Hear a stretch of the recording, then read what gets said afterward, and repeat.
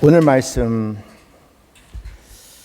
하나님의 관심과 인간의 관심을 아주 대조적으로 보여주는 말씀인 것 같아요.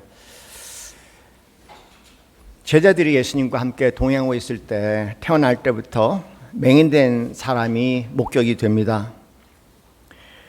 그 맹인된 사람이 목격이 됐을 때 참 불행하게 느꼈나 봐요. 안타깝게 느끼기도 하고, 그 순간을 바라보면서 예수님의 제자들의 질문은 이 사람이 맹인으로 난 것이 누구의 죄 때문입니까? 입니다. 이 사람입니까? 그 부모입니까? 이 사람의 죄입니까? 부모의 죄로 인한 것입니까? 라고 묻습니다. 여러분, 예수님이 당시의 사람들의 세계관이라는 것이 있었습니다.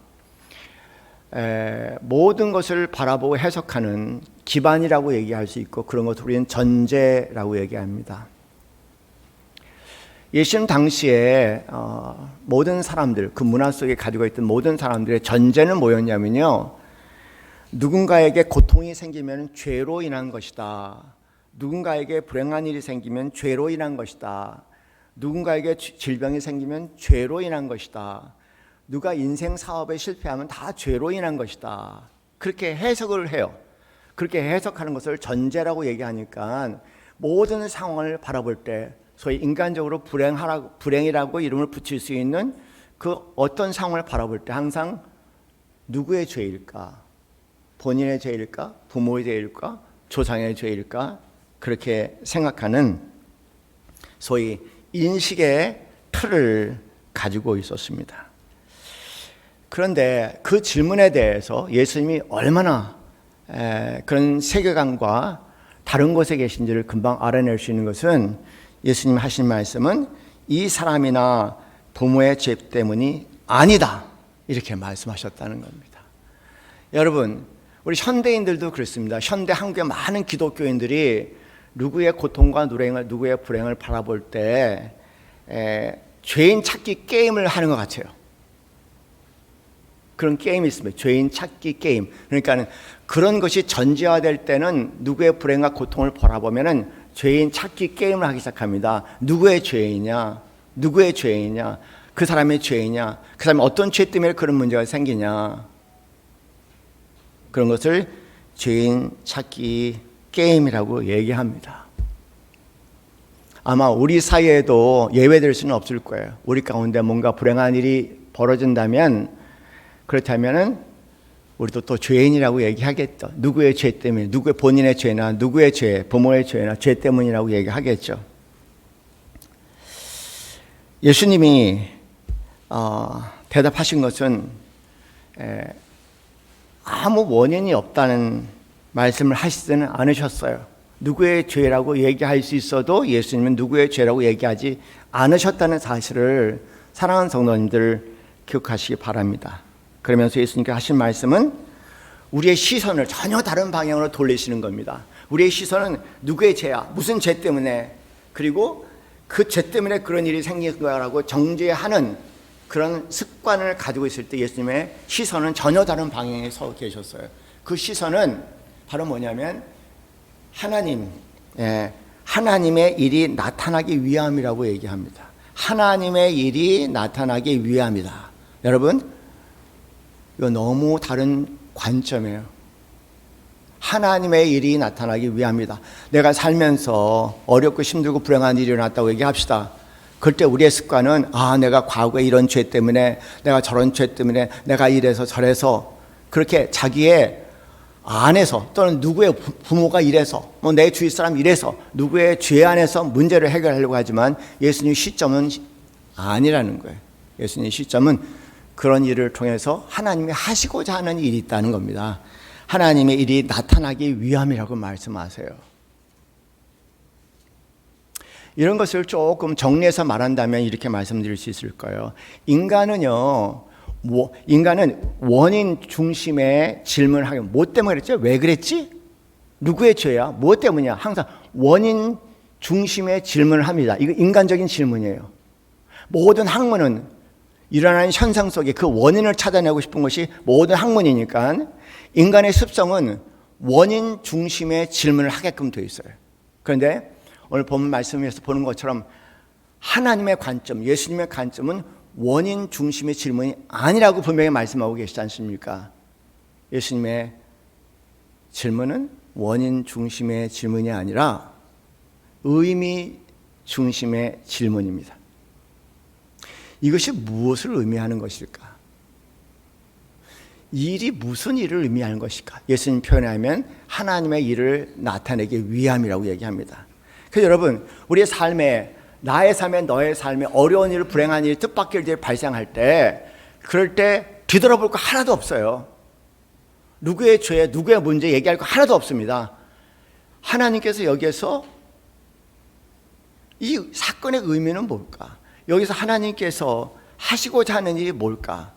거기에 초점을 맞추시는 성도님들 되시기 바랍니다. 오늘 본문은 그 초점에 대해서 이렇게 말씀을 하세요.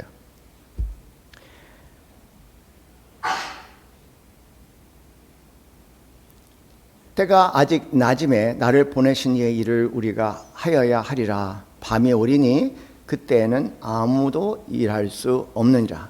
내가 세상에 있는 동안은 세상의 빛이로다. 이 단어가 내가 세상에 있는 동안에는 세상의 빛이로다 말씀하시면서 이 말씀을 하시고는 땅에 침을 뱉어 진흙을 이겨 그의 눈에 바르시고 이르시되 실로암 목가에 가서 씻으라 하시니 실로암은 번역하면 보내심을 받았다는 뜻이라. 이에 가서 씻고 밝은 눈으로 왔더라 기록합니다. 빛이라는 단어가 등장해요. 여러분, 죄는 어둠이지 빛이 아니에요. 빛은 사랑이죠.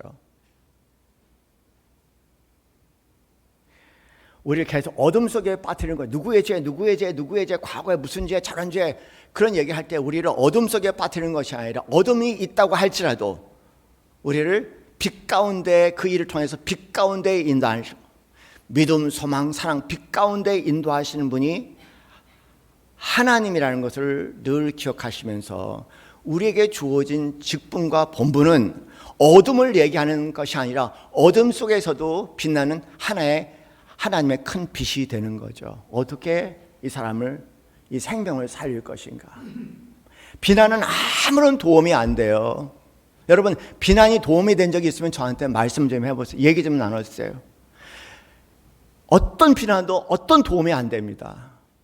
누구에게 나에게 도움이 됐다면 많은 비난 속에, 어떻게 보면 자기 비난 속에서 누군가의 나에게 한 줄기 빛이 되었기 때문에.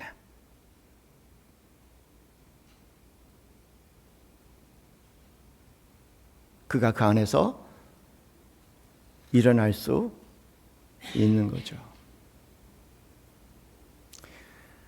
실로암 이름을 보냄을 받은 자라는 뜻입니다. 보냄을 받았다. 우리는 보냄을 받은 사람입니다. 실로암. 무슨 보냄을 받았을까? 눈을 열게 하고 빛을 보게 하는 보냄을 받은 사람입니다. 그럼에도 불구하고 아직도 우리의 부족함과 연약함과 우리의 수없이 무너지고 쓰러짐 속에서도 아직도 하나님은 우리를 사랑하신다는 그 소명을, 그것을 실로 경험하고 그 소명을 위해서 부르심을 받은 자가 우리라는 것, 사랑하는 성도님 늘 기억하시기 바랍니다. 완전함이란 건 세상에 존재하지 않아요. 성가대 부족합니다. 짧은 시간에 찬양하는데 당연히 부족하죠. 누구보다도 우리 지휘자님이 잘 아실 거예요. 더 많은 연습 시간이 필요하고 더 완벽하게 만들려면 어떤 요소들이 필요한지 부족하죠. 반주자 부족하죠. 그런데요, 저도 부족해요. 저는 우리 교회가 큰 교회가 아닌 걸 너무 감사한다고 말씀을 드리는 게 맞을 거예요. 왜냐하면 부족한 자가 설교하니까는 부족한 자라서 영향력이 크면 클수록 부족함이 많은 사람에게 부정적인 영향을 미칠 겁니다. 안 할 수도 없고 하면은 늘 부족한 설교가 될 수밖에 없고 그 가운데 덜 적게 영향력을 미칠 수 있는 삶을 감사할 수밖에 없겠죠. 큰 교회에 부족한 설교가 진행이 된다면 얼마나 그 후폭풍이 크겠습니까? 제가 말씀드린 것은 그런 얘기가 아니고요. 우리는 뭘 해도 완전할 수가 없다는 겁니다. 우리는 빛이 아닙니다. 우리는 달과 같이 빛을 받은 자지. 예. 해는 항상 다른 해의 빛을 받는 그런 위치에 있지 않습니까? 우리는 그 은혜의 빛을 받은 자지. 우리 자체가 절대 비칠 수가 없어요. 우리 자체가 해는 보면요, 태양을 보면은 전체가 빛이 납니다.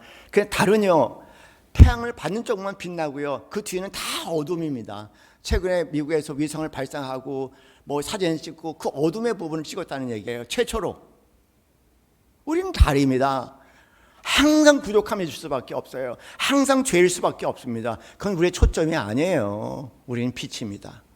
우리는 빛입니다. 하나님의 빛을 받은 자로서 빛을 나누는 것이 우리의 삶의 본질이라는 것을 사랑하는 성도님들 늘 기억하고, 문제의 원인을 찾지 말고 비난하지 말고 상대를 교정하고 수정하려고 하지 말고, 내가 이 상황 가운데 어떤 행동을 하고 무슨 말을 할 때 상대가 그것을 생명같이 빛같이 받아들일까?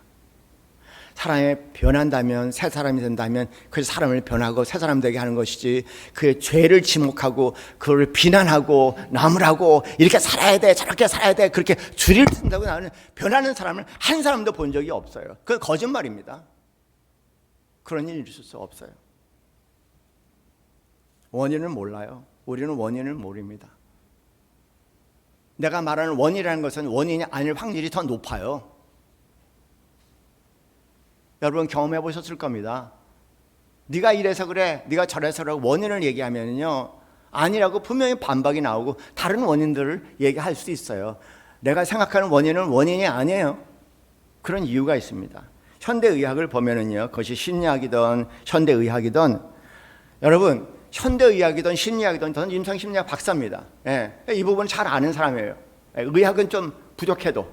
예, 그런데 현대의학이나 현대심리학을 볼 때 어떤 의학이든 어떤 심리학이든요, 그 궁극적인 원인을 몰라요. 다시 말해서 궁극적인 원인도 모르는 것뿐만 아니라 전체적인 원인을 모른다는 얘기입니다. 우리 다 착각 가운데 살아요. 의사들이 원인이라고 얘기한 것은 그럴 수 있지만 아닐 확률이 높아요. 만약에 그것이 궁극적인 원인이고 전체적인 원인이라면 그분이 처방하는 것으로 인해서 반드시 낫게 될 겁니다. 그런데 우리가 병원에서 경험한 건 그게 아니에요. 많은 우울증이나 불안증으로 상담자를 찾을 수 있어요. 전문가들을 찾아갈 수 있습니다. 그분들이 원인을 뭐라고 얘기할 겁니다. 그리고 1년, 2년 도움을 받아요. 완치 없습니다. 왜냐하면 일부의 원인일 수 있겠지만 전체적인 원인도 아니고 궁극적인 원인도 아니에요. 내가 이것 때문에 그랬어 라고 얘기하는 것은 절대 원인이 아닐 확률이 더 높다는 겁니다. 그런 면에서 우리는 원인론에 대해서는 뒤로 물러서야 되고, 여기서 내가 어떤 역할을 해야 될까? 제발 질문을 바꿔요. 원인 중심의 질문이 아니라 의미 중심의, 내가 하나님이 여기서 하고자 하는 일, 나한테 맡기신 일이 뭘까? 그 빛의 일에 전념했으면 좋겠습니다. 원인이 아닌 것, 고혈압을 보면은요, 고혈압의 원인은 유전 당연히 있죠. 집안마다 고혈압으로 죽은 사람이 많은 집안은 고혈압으로 죽을 확률이 당연히 높습니다. 고혈압엔 유전이 있어요. 뿐만 아니라, 유전뿐만 아니라 다른 원인도 있죠. 소금을 많이 먹으면, 염분이 많으면 고혈압이 생깁니다. 비만이 생겨도, 비만도 고혈압의 원인 중에 하나입니다. 만성 스트레스도 고혈압의 원인 중에 하나입니다. 수면 부족도 고혈압의 원인 중에 하나입니다. 혈관의 변화, 노화로 인한 혈관의 변화도 당연히 고혈압의 원인 중에 하나입니다. 그런데 이 모든 원인들을 안다고 할지라도 왜 하필 이 사람이 이 시점에서 이런 고혈압을 갖고 있는가는 아무도 몰라요. 거기에 의사가 얘기했으니까 아무것도 없어요. 우울증도 마찬가지죠. 우울증도 당연히 유전이에요.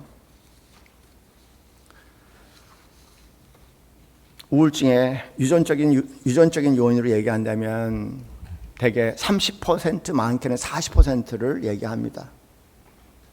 그 유전 인자가 있어요. 어떤 사람은 유전자가 아니라 자라면서 사랑을 제대로 받지 못해서 흔히 애착 문제라고 얘기하는 사람도 있습니다. 먹어야 할 합당한 적정량의 사랑을 먹지 못했기 때문에 우울증이 생긴다. 그렇게 보면 애착 문제가 되겠죠. 아니, 사랑을 충분히 먹으면서 자라면서 끔찍한 일을 경험했어. 어떤 트라우마를 경험했다고 얘기하는 겁니다. 그럼 트라우마가 우울증의 원인이라고 얘기하는 사람도 있겠죠. 그런데 그뿐만 아닙니다. 몸에 염증이 많으면 우울증에 걸려요. 정신적인 문제가 아니라 만성 염증이 몸에 많으면 당연히 우울증에 걸립니다. 어떤 분은 신진대사의 문제라고 얘기하죠. 특별히 미토콘드리아 대사의 질환에 문제가 생겼다고 얘기합니다. 어떤 분은 사회적 고립이라고 얘기합니다. 어떤 분은 2차적으로 형성된 성격적인 원인이라고 얘기합니다. 뭐가 원인이에요 도대체? 그러면 여러분이 만약에 상담사나 정신과 의사를 만나면은 이 중에 한 가지 원인을 붙잡고 얘기하게 될 겁니다. 기능의학자들을 만나면은 당신이 갖고 있는 원인은 염증이고 미토콘드리아와 신진대사의 문제라고 얘기할 것이고요. 그리고 애착 심리학자들을 만나면은 당신이 정서적으로 자라면서 사랑을 제대로 경험하지 못했기 때문이라고 얘기할 것이고요. 기능의학자를 만나면 염증 문제라고 얘기할 것이고요. 다양한 얘기 나와요. 뭐가 원인인지 모르겠습니다. 몰라요. 원인은요. 제발 아는 척 안 했으면 좋겠어요. 그 부분에 대해서. 몰라요, 우리는요.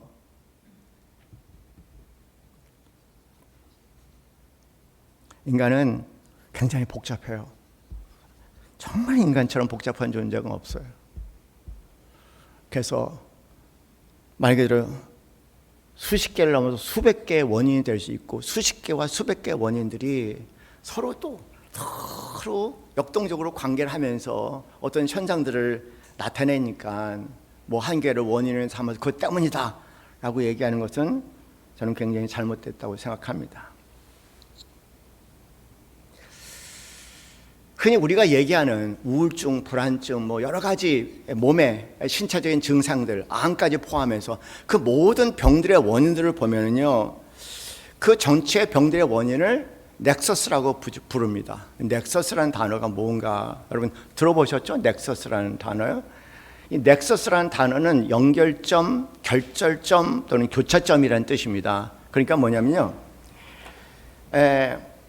원인 이 수많은 원인들이 둘러싸여 있어요. 이 수많은 원인들이 여기 가운데를 다 통과하는 거예요. 다 통과하면서 여기에서 수많은 원인들이 이 연결점 교차점에 들어와서 일으키는 것이 증상이에요. 증상. 우울증 증상이고 암이란 증상입니다. 암은 증상이에요.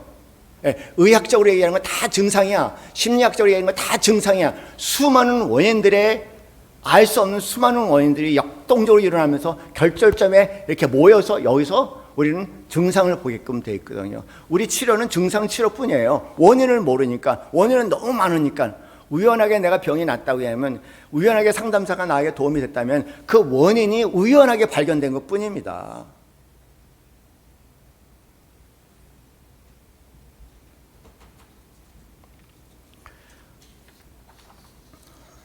제 아내가 어지럼증으로 좀 한 2년 전부터 고생을 해요. 어지럼증. 그래서 제가 어지럼증을 공부하기 시작했어요. 어떻게 좀 도움이 될까 그래서. 세상에 정말 기가 막히더라고요. 어지럼증을 제가 쭉 조사를 하니까 어지럼증의 원인이 뭡니까?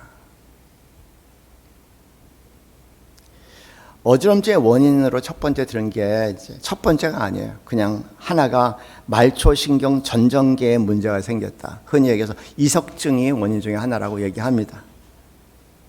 그리고 우리 귀 쪽에 있는 이 전정계에 염증이 생겨도 어지럼증이 생긴다는 겁니다. 말초신경계, 전정계 부분뿐만 아니라 중추신경계에 문제가 생겨도 어지럼증이 생긴대요. 예를 들어서 운동의 뇌라고 얘기하는 소뇌에 문제가 생기는 겁니다. 그런가 하면은 근간의 뇌는 뇌간에 문제가 생겨도 어지럼증이 생기는 거예요. 그 다음에 뇌졸중이 생기면 당연히 어지럼증이 생기고요. 편두통이 생기면 당연히 어지럼증이 생깁니다.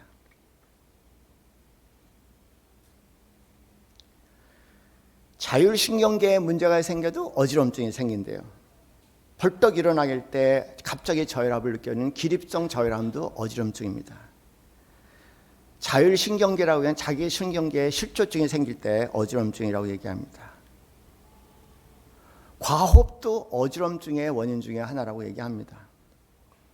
심혈관 질환, 부정맥이 생기면 어지럼증이 생기고요. 심부전이 생기면 어지럼증이 생기고 혈압에 이상이 생기면 어지럼증이 생긴다는 겁니다.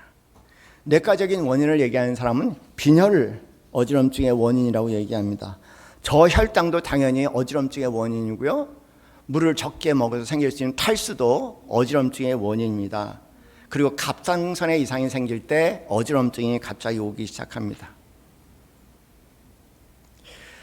정신 생리적인 원인으로는 불안하면 어지럼증이 생기고 당연히 공황이 생기면 어지럼증이 생기고 만성 스트레스를 경험하면 어지럼증이 생기고요.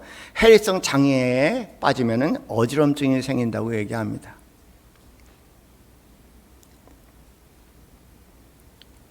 서양의학이니까 동양의학에는 한국의학에는 또 많은 원인들이 있어요. 어지럼증에 대한 많은 원인들이 있습니다. 예. 우리 교회 한 집사님 어지럼증에 대한 이야기를 물어봤더니 이 경추 있는데 여기가 여기에 이 부분이 문제가 생기면 어지럼증이 생겨. 당연히 혈액순환이 안 돼서 생활 습관에도 문제가 어지럼증이 생긴다는 겁니다. 수면 부족하면 어지럼증이 생기고 과로하면 어지럼증이 생기고 약물 마약 같은 걸 먹더라도 어지럼증이 생기고 음주 술 많이 먹어도 어지럼증이 생기고 도대체 어지럼증의 원인이 뭡니까?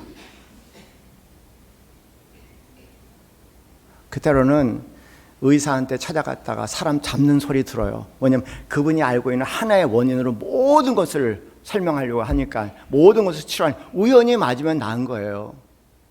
예, 그러나 맞지 않으면은 난감하죠. 병을 엉뚱하게 키울 수도 있습니다. 그런 것 때문에 생각보다 의료사고가 많아요. 정신과 의사도 마찬가지고 상담자도 마찬가지입니다.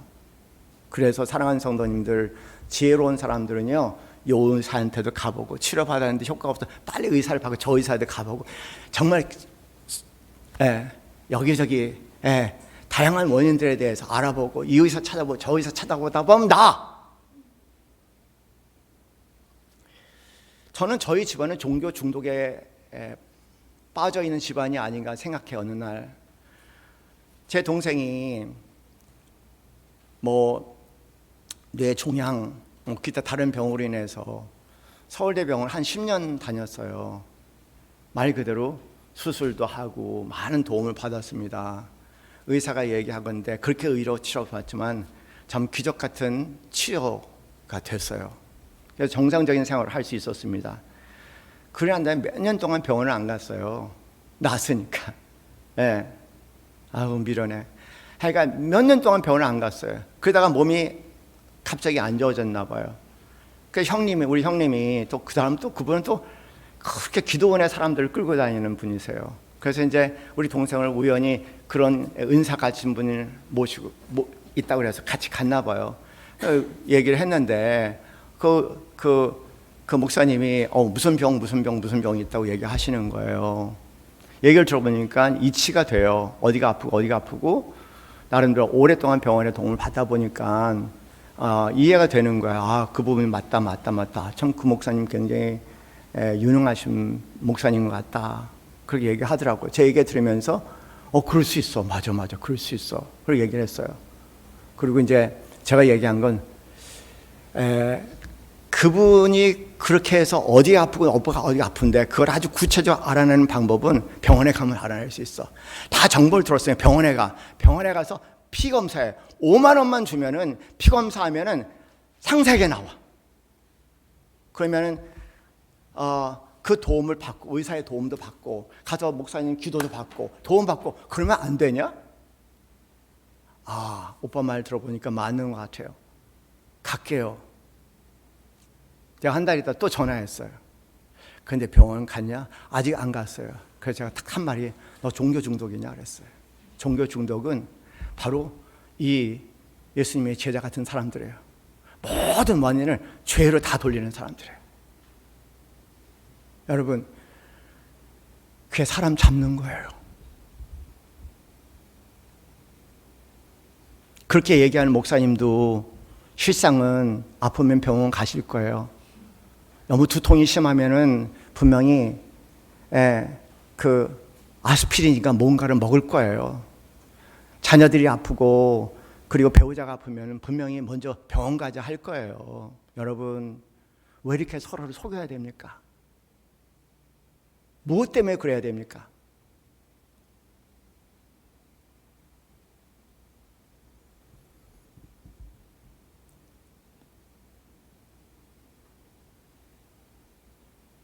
우리가 찬양했어요. 우리 찬양 가운데 그런 구절이 있습니다. 어둠 속 헤매이던 내 영혼 갈 길을 몰라 방황할 때. 여러분, 이 어둠 속이라는 것이요, 어둠 속 헤매이던 내 영혼이 믿지 않는 사람들의 얘기뿐일까요? 저는 많은 사람들이 신앙생활 하면서도 바로 이런 상태에 있다고 생각해요. 어둠 속에 헤매이던 내 영혼이.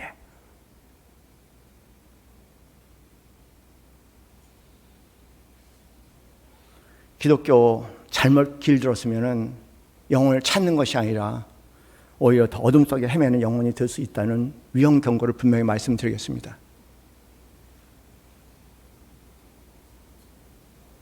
정말 어둠 속에 헤매는 그리스도인들 너무 많이 봐요.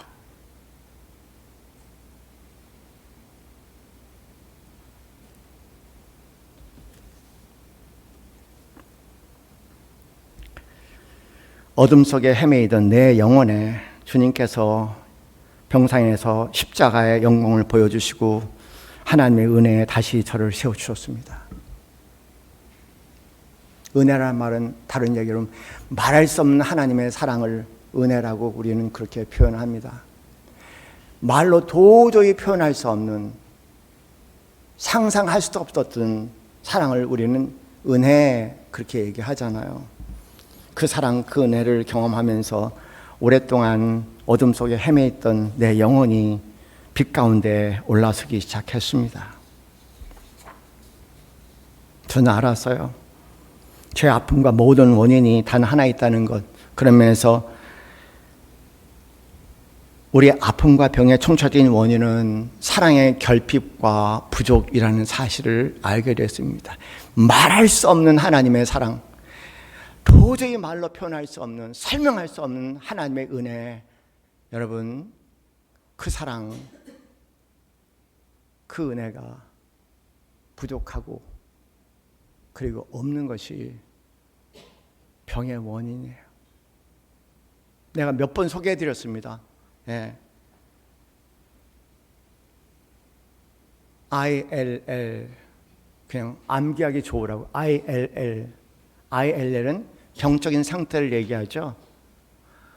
is, lack of love에서 ILL을 뽑아서 암기하기 쉽게 하기 위해서 ILL is lack of love라고 해서 어떤 병이든 간에 정신적인 질환이든 육체적인 질환이든 관계의 질환이든 인생의 질환이든 그 모든 질환의 공통적인 특징은 우리가 당연히 누려야 할 그 말할 수 없는 하나님의 은혜와 사랑의 부재와 결핍에서 온다는 거예요.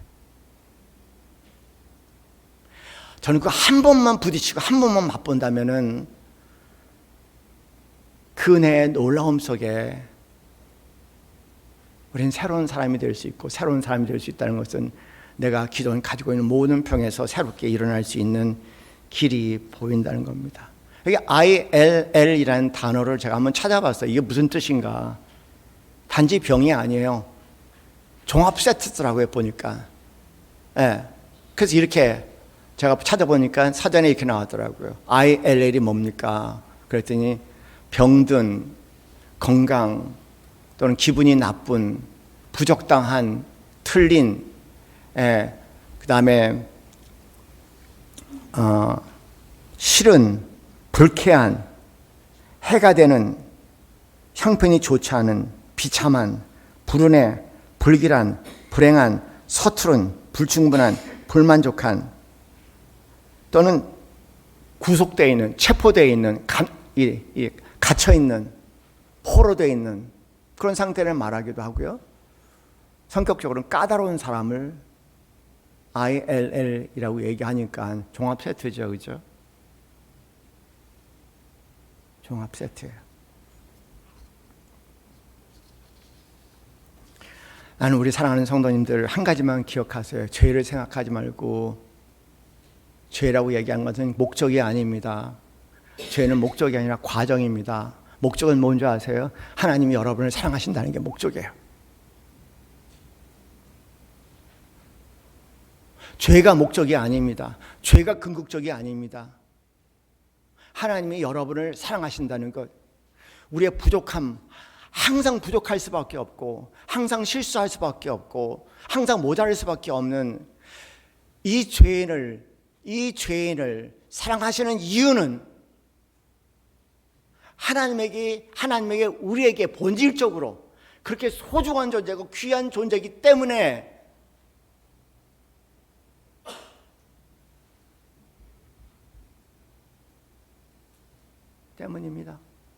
그 외에 그 이하도 없어요. 정확하게 하나님 눈에 우리가 본질적으로 소중하고 귀한 존재가 아니란다면 하나님께서 예수 그리스도를 우리에게 보내셔서 대신 짐을 지게 하시고 십자가에 우리를 대신해 죽게 하시지는 않으시겠죠. 죄를 기억하지 말고 죄 속에 담겨져 있는 나의 본질, 하나님의 절대적인 사랑의 대상인 나의 본질을 기억하시는 성도님들 되시기 바랍니다. 그 외에는 기억할 거 없어요. 그럼에도 불구하고 내가 이 모양 이 처지에 있다고 할지라도, 세상 사람들의 모든 질타 속에 있다고 할지라도, 그런 문화적인 껍질과 틀을 벗기면 본질적으로 나에게는 하나님이 소중하게 여기하는 하나님의 사랑의 대상의 본질의 내 모습이 있다는 것 기억하시면서 그 사랑에 늘 감동하시는 여러분 되시기 바랍니다.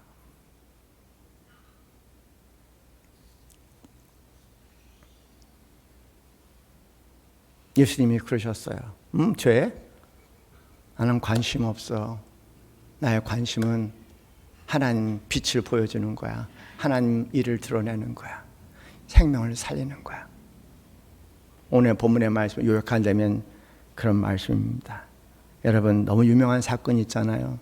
가늠하다 잡혀온 여인, 바리새인들이 그의 죄를 묻고 그의 죄를 정죄하라 할 때 예수님이 마지막 하셔서 나도 너를 정죄하지 아니하노라 말씀하시고 다시는 죄를 짓지 말라고 말씀하십니다. 하나님이 너를 사랑하는 걸 꼭 기억하기 바라고, 하나님이 너를 사랑하시는 거, 너의 본질을 사랑한다는 걸 꼭 기억하라. 그래서 죄를 짓지 않은 겁니다. 죄를 짓는 이유는 사랑을 못 먹어서 죄를 짓는 거예요. 놀라운 은혜가 뭔지 모르기 때문에 인간은 그렇다면 죄를 지을 수밖에 없습니다. 여러분, 뭘 기억하세요? 주기도문을 우리 계속 주기도문 1년 내내 주기도문 묵상하고 있습니다. 주기도문 뭐를 여러분 생각하세요? 나는 그래요. 하늘에 계신 우리 아버지, 뭘 얘기하나요? 나는 하나님의 사랑의 대상이라는 겁니다. 하나님의 절대적인 사랑의 대상이라는 겁니다. 하늘에 계신 우리 아버지, 나를 사랑하시는 분. 주기도문의 첫 포고가 그거예요. 하나님, 하늘에 계신 우리 아버지, 하나님 나를 사랑하시는 분입니다. 하나님 나를 사랑하시는 분입니다. 이름이 거룩히 여김을 받으시오며. 여러분, 하나님의 이름이 거룩히 여김을 받으시오며 무슨 뜻일까요? 우리가 부를 찬송가 안에는 그런 표현이 있습니다. 예수 사랑하심은 거룩하신 말일세. 하나님의 이름이 거룩해, 우리 삶에 하나님의 이름이 거룩히 여김을 받는다는 사건이 뭘 얘기할까? 하나님의 이름이 내 삶에 거룩히 여김을 받는다는 것은 단순해요. 하나님이 나를 사랑하신다는 걸 기억하는 겁니다. 그리고 하나님이 나를 사랑한다는 것을 늘 기억하라는 겁니다. 그럴 때 우리는 하나님의 이름이 내 삶을 통해서 거룩히 여김을 받으시는 거죠. 거룩히 여김을 받는다는 것은 거룩한 생각하는 것처럼 그런 삶이 아닙니다. 하나님이 나를 사랑하신다는 것을 어떤 상황 가운데 끝까지 기억하며 내 삶을 완주하게 될 때 내 삶 속에, 그대의 삶 속에 하나님의 이름이 거룩히 여김을 받으시는 겁니다. 기도합니다. 우리 사랑하는 성도님들의 삶 속에 하나님의 이름이 거룩히 여김을 받기 원하나이다. 죽도록 끝까지 사랑하시는 하나님의 사랑이 우리 성도님의 삶에 매일같이 거룩함으로 찬양으로 드러나기를 원합니다. 우리 함께 찬송합시다. 예수 사랑하심은 거룩하신 말일세.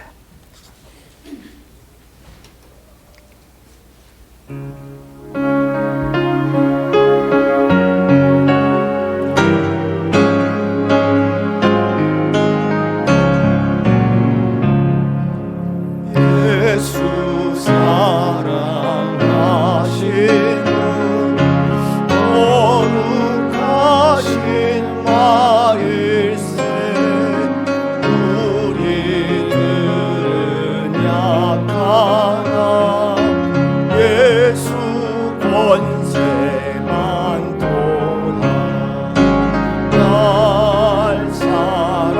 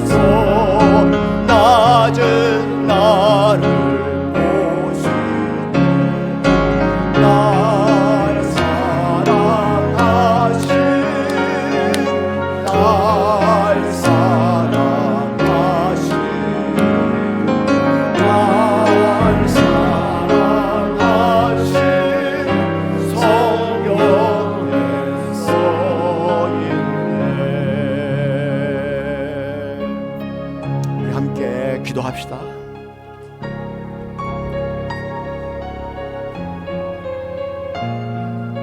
내 삶에 하나님의 이름이 거룩히 여김을 받으소서. 내 삶에 하나님의 이름이 거룩히 여김을 받기를 간구하나이다. 내 삶에 하나님이 나를 사랑하시되 죽기까지 사랑하시고 끝까지 사랑하신다는, 나를 사랑하신다는 하나님의 이 놀라운 은총의 말씀이 내 삶 전체를 지배하게 하옵소서. 그리고 내 모든 관계를 지배하게 하옵소서.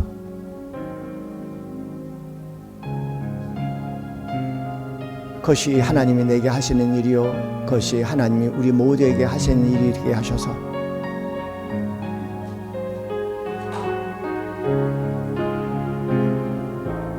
평생 맹인된 삶으로 살다가 눈이 열려 그 기쁨과 감격과 새로운 삶을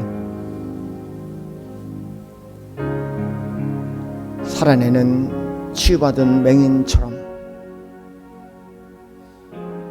우리 눈에 눈꺼풀들이 하나씩 벗겨지며 그 감격과 사랑 가운데 살아가게 하옵소서.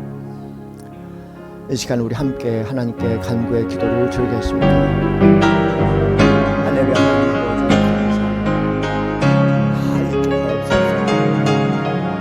모든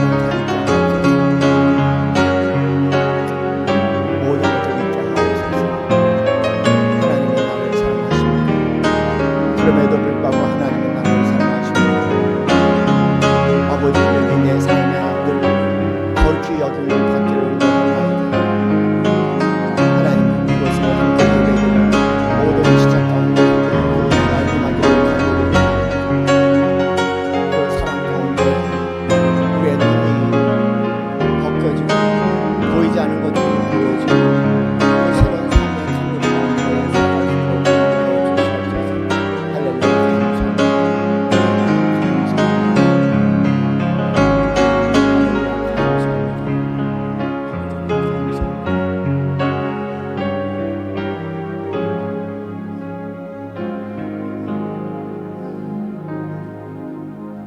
하나님 무슨 말을 전했는지는 모르겠지만 한 가지면 분명한 마음에 새겨지게 하옵소서. 그럼에도 불구하고 여전히 하나님이 나를 사랑하신다는 이 놀라운 하나님의 은혜만이 남게 하옵소서. 그것이 한 주간 살아갈 수 있는 삶과 비밀이 되게 하옵소서. 이제는 우리 주 예수 그리스도의 그 크신 은혜와 하나님 아버지의 지극하신 사랑과 성령님의 교감하심이 하나님의 사랑 속에 나날이 거룩해지기 소원하는 이 자리에는 사랑하는 모든 성도들 머리 위에 지금부터 영원까지 함께 있기를 간절히 축원하옵나이다. 아멘.